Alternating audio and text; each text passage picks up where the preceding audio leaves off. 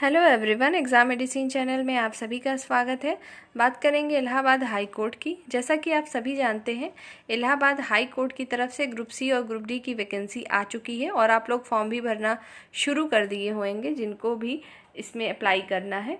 बाकी बात करते हैं इसके प्रैक्टिस और रिवीजन के लिए, क्योंकि इसका सिलेबस जो है काफ़ी ब्रॉड है। देखने में तो केवल 4 ही सब्जेक्ट समझ में आते हैं कि मैथ, हिंदी, इंग्लिश और जीके जीएस ही है, लेकिन इसमें काफ़ी चीज़ें हैं जो कि आपको ध्यान में रखते हुए तैयारी करनी है। क्योंकि सबसे बड़ा यहाँ पे चैलेंज जो है आपके टाइम बाउंडेशन को लेकर। समय बहुत कम है आपके पास। जैसा कि हमेशा से रहा है इनका एग्ज़ाम पैटर्न, अगर उसी प्रकार से रहा तो मान के चलिएगा 25 नवंबर से दिसंबर के फर्स्ट वीक के बीच में ही आपके एग्ज़ाम कंडक्ट हो जाएंगे। ठीक है, सभी पद के लिए जितने भी तरीके के पद यहाँ पर निकाले गए हैं। साथ ही मैं बात करूँ Allahabad high court RO, ARO और सीए के जो रिक्रूटमेंट का वेट कर रहे हैं अभ्यर्थी, उनके भी जो है वैकेंसी जल्द ही आएगी और उसकी भी पॉसिबिलिटी वही आपके दिसंबर तक बन रही है। तो हो सकता है कि ऐसे अभ्यर्थी हों जो कि अभी इसमें भी अप्लाई कर रहे होंगे ग्रुप सी के लिए, और फिर वो आरओ एआरओ के लिए भी अप्लाई करेंगे। तो आप लोगों के लिए बेहतर मौका है। इसकी वजह से आपके दोनों भी तैयारी हो सकती है। यदि आप अच्छे से तैयारी करेंगे तो दोनों चीज़ें आपकी काम आएंगी। तो इसी पर बात करनी है कि किस तरीके से हमें तैयारी करनी है, और जितनी भी चीज़ें होंगी वो आरओ एआरओ के लिए भी यूज़फुल होंगी, जो मैं अभी आपको बताने जा रही हूँ। रिवीजन और प्रैक्टिस कहाँ से करें और कितना करें, ये सबसे बड़ी बात है। क्योंकि आप कहीं पर भी देखते हैं आपके पास भी बहुत सारी किताबें होंगी, लेकिन सब कुछ पढ़ने का समय भी नहीं है और आप पढ़ भी नहीं पाएंगे। कम से कम चीज़ें, सेलेक्टेड चीज़ें रिवीजन करना है, बार बार हमें करना है।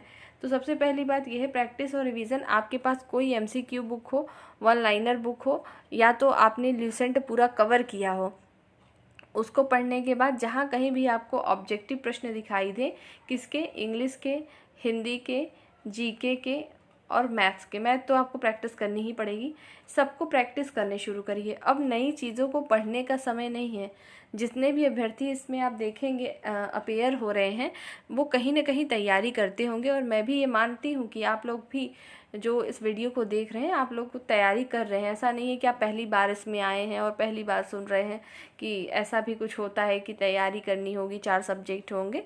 आपने भी अच्छे से पढ़ाई कहीं ना कहीं की होगी। ये बात और है कि रिवीजन नहीं होगा, अभी आपका प्रैक्टिस नहीं होगी। वो किया जा सकता है आराम से 50 दिनों के अंदर। ठीक है, तो वही 45 से 50 दिन ही है अपने पास, तो उसको ही ध्यान में रखते हुए मैं भी आपको 2 बुक दिखा रही हूँ। जैसे एक है यूथ पब्लिकेशन की, प्रीवियस ईयर में जितने प्रश्न आए हुए हैं उसका संकलन उसमें मिल जाता है। साथ ही आरओ एआरओ की जब परीक्षाएं कंडक्ट हुई थी तो वहाँ पर भी आपको देखने को मिला था, एनटीए के द्वारा ही एक थी जिससे रिलेटेड एक बुक थी, उसमें भी लगभग 15 प्रैक्टिस सेट थे। वो दोनों को मैं दिखा रही हूँ। जितने भी उसमें क्वेश्चन आए हुए हैं वो बेहतर होंगे, उसको भी आप प्रैक्टिस करिएगा।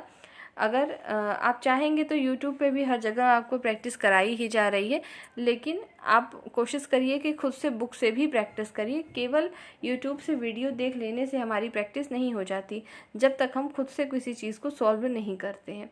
तो मैं भी आपको बुक दिखा रही हूँ, और वो बुक क्यों दिखा रही, क्योंकि जो उस बुक में दिया हुआ है, जैसे बात करें आपके जीके जीएस की उसमें, और इंग्लिश की सेक्शन की बात करें, हिंदी सेक्शन की बात करें, जो भी प्रश्न आए होंगे मैं आपको वीडियो दूंगी। लेकिन इसका कोई दायरा नहीं होगा कि आपको जो है 50 क्वेश्चन दिए जाएंगे कि 15 क्वेश्चन दिए जाएंगे। बहुत शॉर्ट वीडियो आएगी जिससे आप जो है ज़्यादा आपका टाइम भी ना जाए। 10-5 मिनट 15 मिनट आप उसको सुने और आपका जो है रिवीजन भी होता रहे, जो कि उन बुक में भी लिखा होगा। और साथ ही कुछ ऐसे टॉपिक जो कि प्रीवियस ईयर से रिलेट करते हुए होंगे, उससे रिलेटेड मैं आपको क्वेश्चन दूंगी।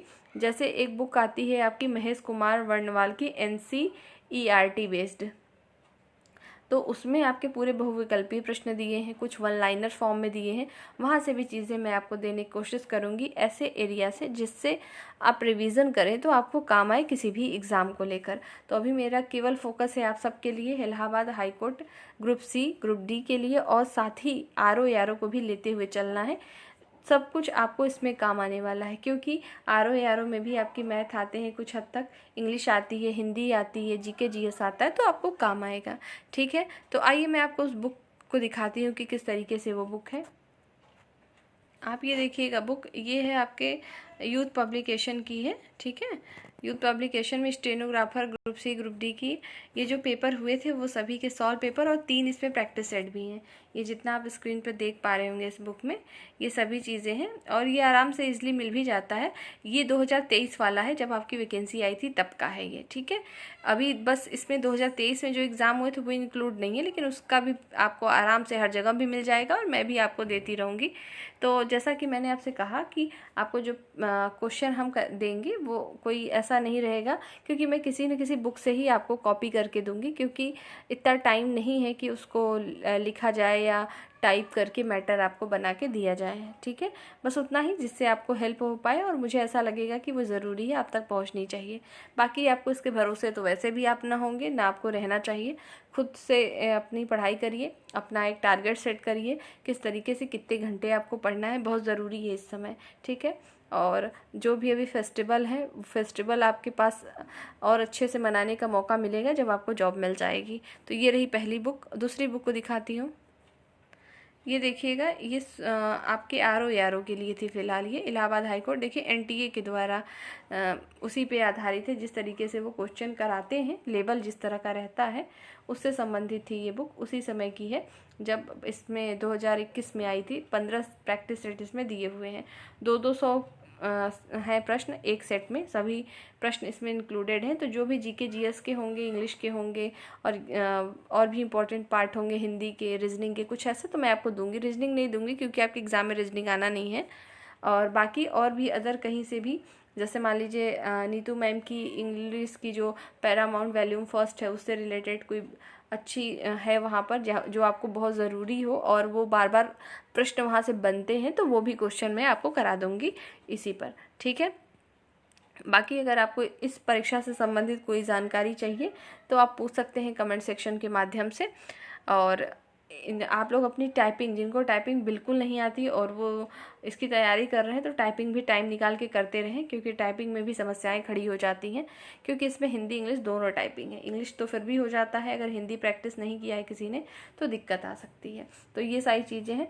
और कितना समय आपको मिलता है, मतलब कितना एग्ज़ाम जब आपका रिटेन हो जाएगा तो टाइपिंग के बीच में कितना समय मिलेगा इसकी बात बता दूं तो बहुत ज़्यादा नहीं मिलेगा। 1 मंथ मान के चलिए, ठीक है। इससे ज़्यादा आपको नहीं मिलेगा समय, इसलिए प्रैक्टिस करते रहिएगा, ठीक।